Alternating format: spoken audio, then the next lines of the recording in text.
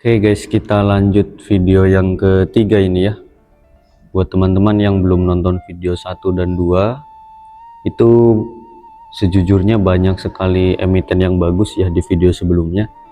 Silahkan barangkali mau untuk watchlist atau insik, boleh kalian cek aja di video 1 dan 2. Banyak teman-teman, banyak yang bagus, cek saja. Oke, pada video ketiga ini kita bahas 10 emiten dari AHAP sampai dengan Zata. Yang pertama ada AHAP, langsung saja dia menguat 2% di harga 191. Untuk AHAP secara technical weekly dia udah berbahaya ya, karena udah naik seperti ini, udah tinggi seperti tiang bendera Azerbaijan. Dia tingginya seperti itu ya. Dan secara technical daily pun teman-teman, kalian bisa melihat seksama ya, bareng-bareng kita lihat di sini dia udah sangat di atas. Jadi buat teman-teman yang belum punya barang, ini tidak disarankan untuk membeli, kecuali kalau memang kalian gak punya pusar ya.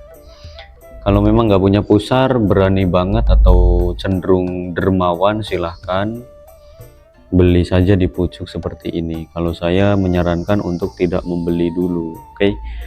Paling arahan buat teman-teman yang sudah punya barang di AHAP, silahkan pasang trailing stop selama dia nggak jebol 180. 180 itu nggak boleh jebol, masih aman ya. Namun hati-hati, dia mempunyai aurat di sini, punya gap ya dari 180 sampai dengan 166. Nah itu gap yang suatu saat harus ditutup, jadi hati-hati. Itu saja. Paling kalian kalau udah punya barang, pantau nih 180 nggak boleh jebol ya. Kalau jebol boleh di TP dulu gitu, atau pasang trailing stop ya.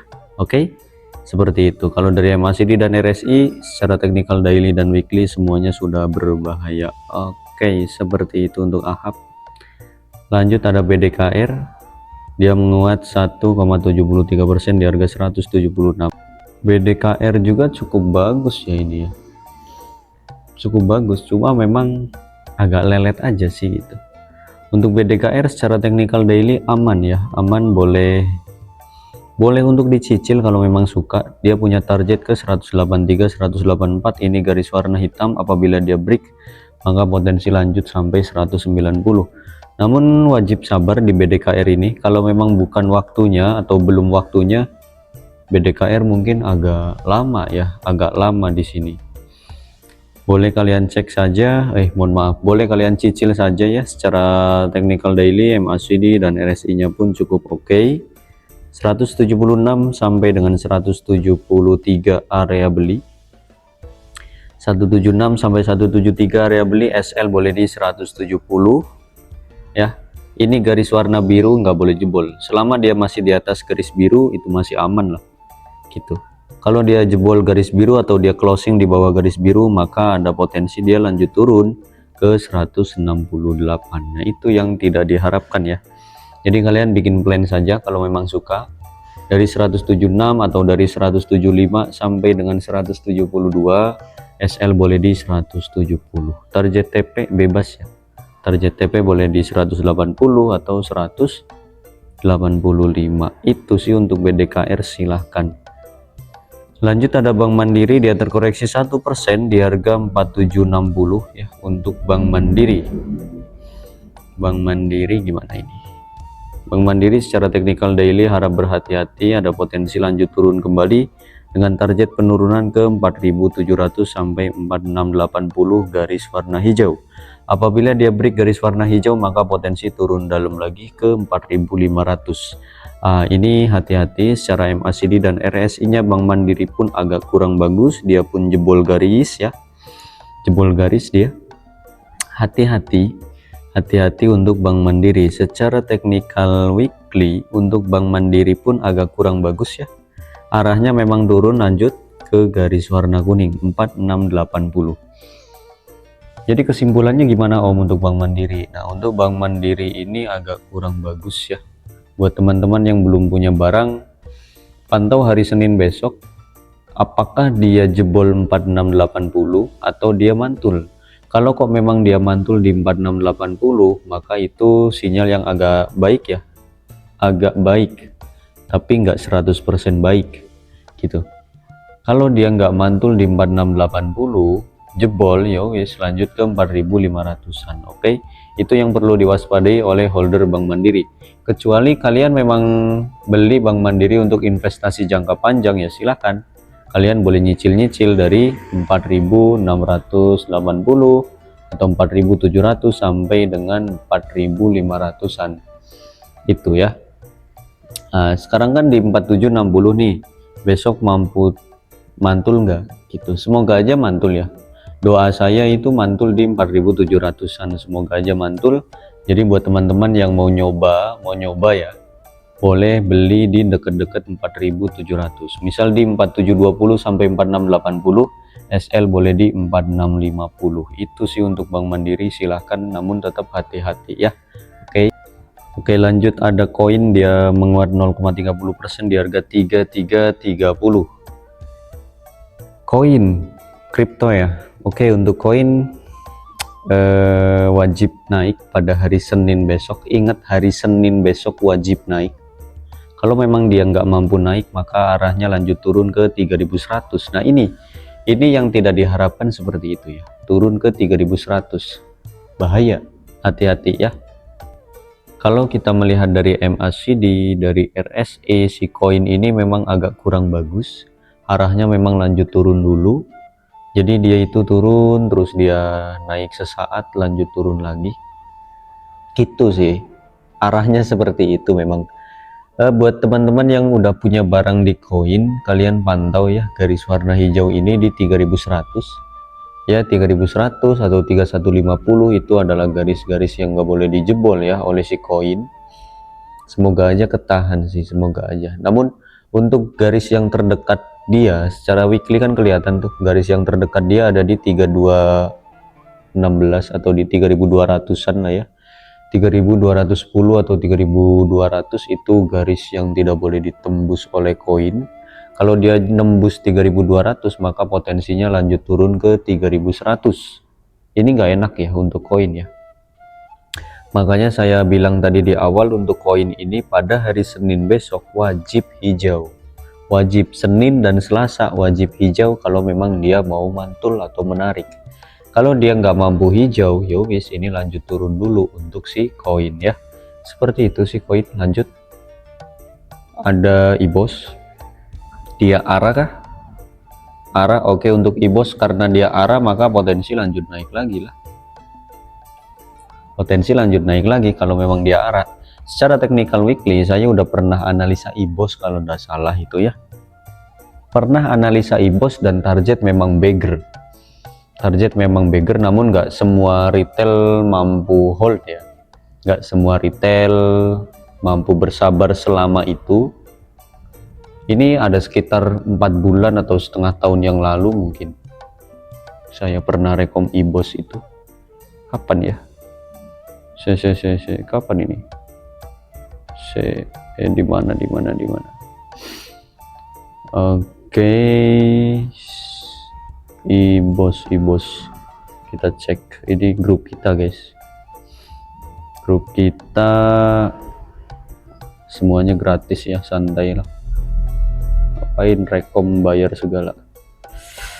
IBOS, kita terakhir rekom IBOS itu di bulan November ya, ini di harga 55, 53 dan nembus semua area TP ya toh, nembus semua area TP dan sekarang udah di harga 100. Ini potensi lanjut naik lagi dengan target jauhnya bisa ke 160 untuk IBOS. Secara technical weekly menarik, lanjut naik ya, menarik untuk IBOS. Dan dia juga break resisten, semua dia break arah. Oke, potensi pada hari Senin besok lanjut naik kembali. Untuk arah atau tidaknya itu terserah Bandar, yang jelas untuk IBOS target kenaikan terdekat ke 120, kalau jauhnya dia bisa ke 160.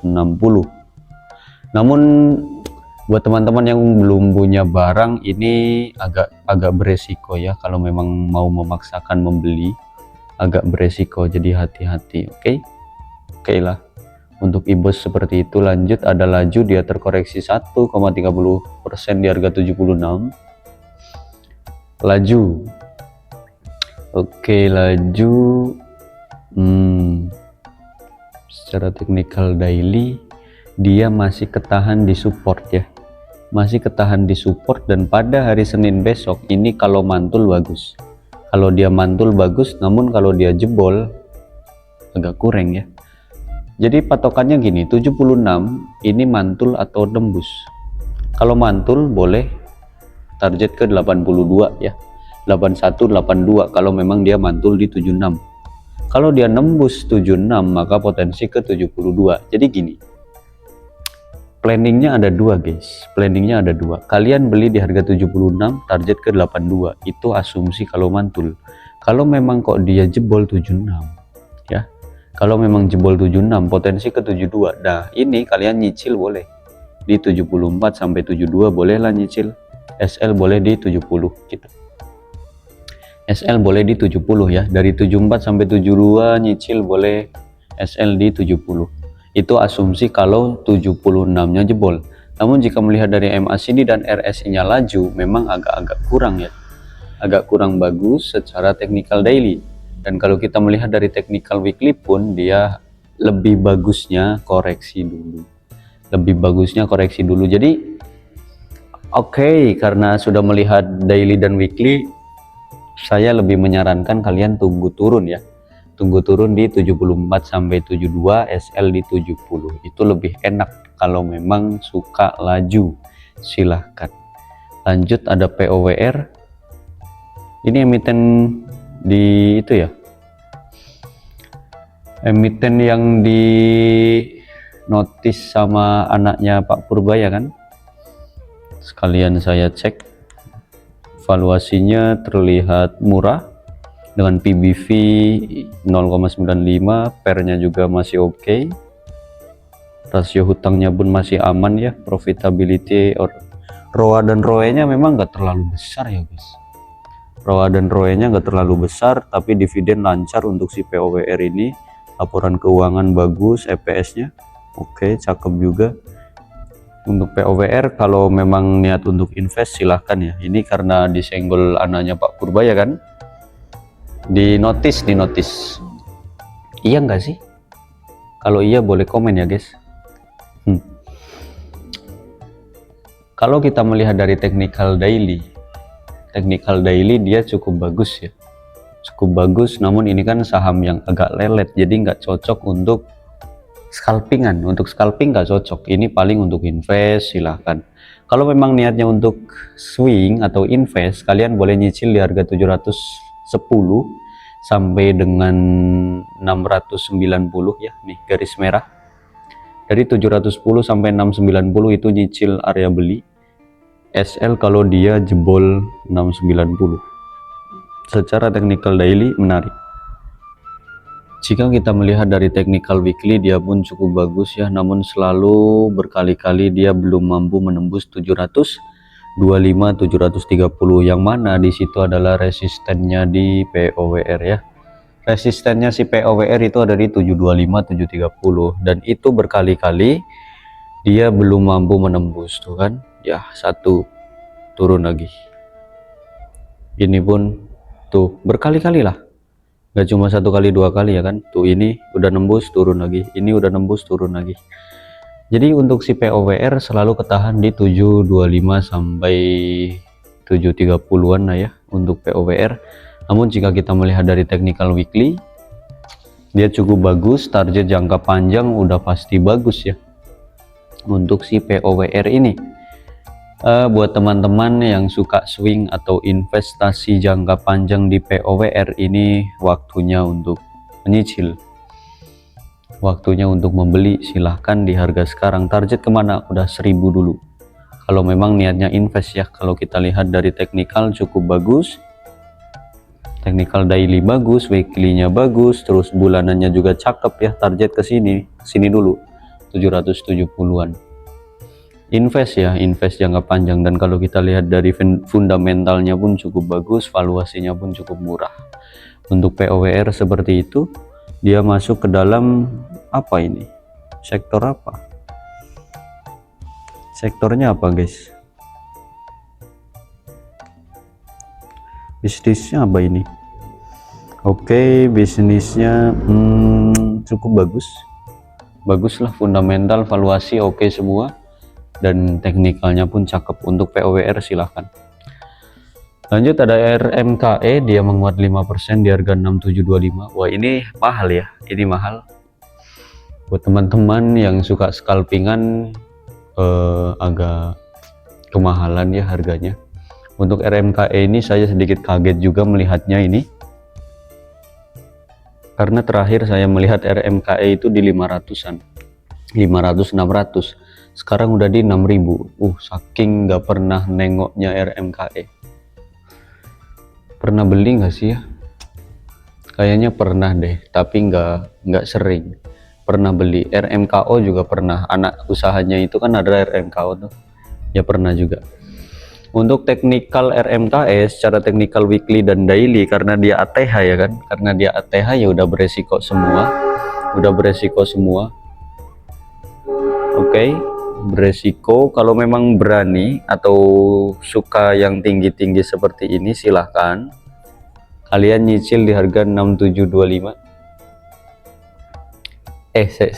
Kejauhan guys, di harga 6.600 aja sampai 6.300, 6.600 sampai 6.300, SLD 6.100 gitu aja, 6.600 sampai 6.300, SLD 6.100 silahkan. Kalau kita lihat di technical daily dan weekly nya RMKE, MACD dan RSI nya itu agak berbahaya ya, agak berbahaya, udah naik juga kok. Ini hati-hatilah buat teman-teman yang beli RMKE. Kalau udah punya barang di bawah silahkan di hold, target memang masih lanjut naik lagi karena ini saham ATH.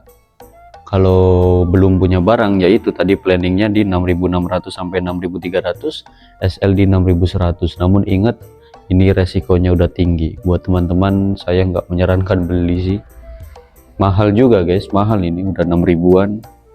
Lanjut ada WOWS, dia menguat 1% di harga 92. Ginting ya, wow ini Ginting kan, Ginting, oke, si Ginting Jaya Energi. Oke, untuk wow ini secara technical weekly sebenarnya dia masih bagus ya, masih punya potensi ke harga 110-an lagi, bahkan bisa ke 120-an. Namun ya mungkin agak panjang ya, bisa 1 minggu atau 2 minggu ke depan.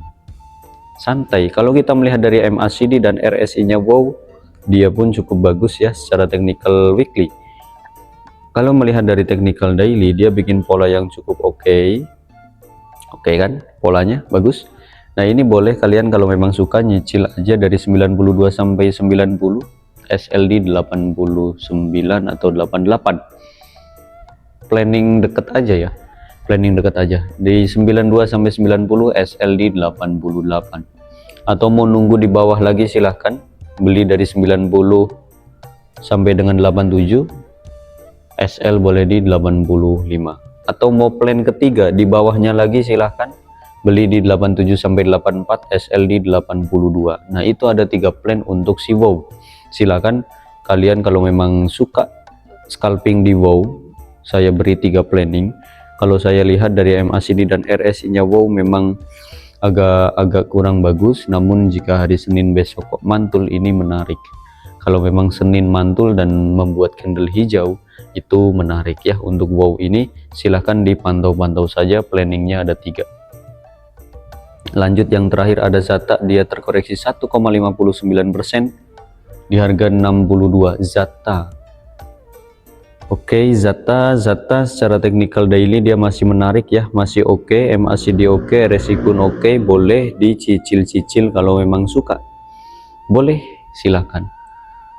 Bikin plan dari 61 sampai 57 area beli. 61 sampai 57 area beli, berarti sekitar 1 2 3 4 5 tik ya, 5 tik area beli. SL-nya di 55. Nah, ini karena 57 ini garis yang cukup kuat ya. Jadi itu bisa dijadikan patokan area supportnya si Zata gitu. Saya ulangi, plannya dari 61 sampai 57, SLD 55 ya. Target TP boleh di 65, 68, 70 lebih gitu ya. Untuk Zata memang seperti itu, masih bagus.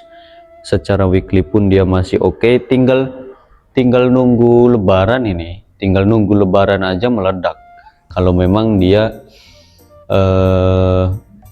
memanfaatkan momentum lebaran. Kalau nggak dimanfaatkan ya nggak meledak juga. Namun kalau kita lihat dari technical weekly, dia ada potensi meledak kok, ada potensi ya ke 100 pun bisa. Nah mungkin bisa saja dia ke 100 atau 100 lebihnya memanfaatkan momentum lebaran. Nah itu saja sih untuk Zata. Silahkan kalau memang suka untuk jangka swing agak panjang sampai lebaran, Om saya mau hold, silahkan di 61 sampai 57, SL boleh di 55.